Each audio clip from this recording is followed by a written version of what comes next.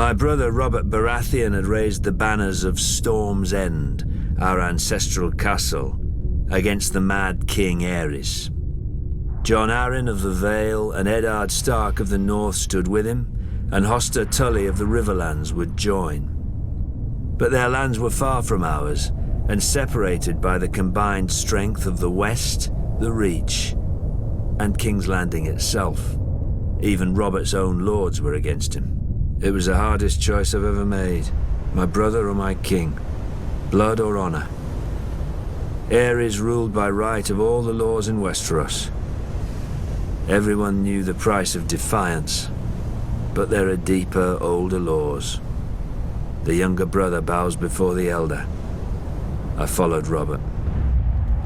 Early in the war, Mace Tyrell's indecisive victory at Ashford cut Robert off from Storm's End.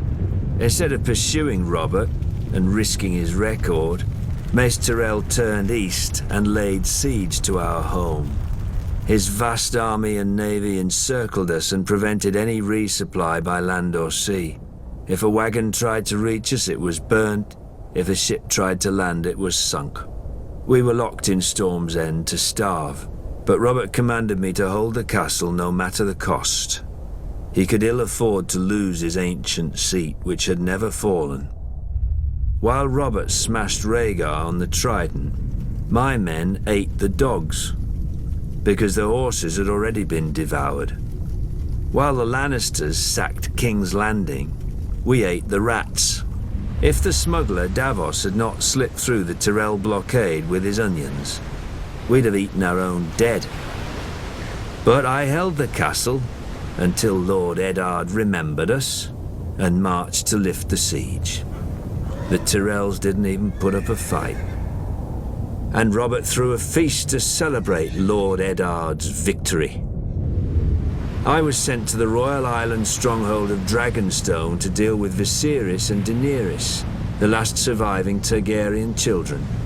Before I arrived, however, they escaped across the narrow sea. Robert was furious.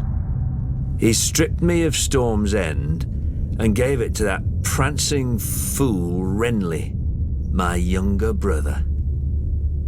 I could keep Dragonstone.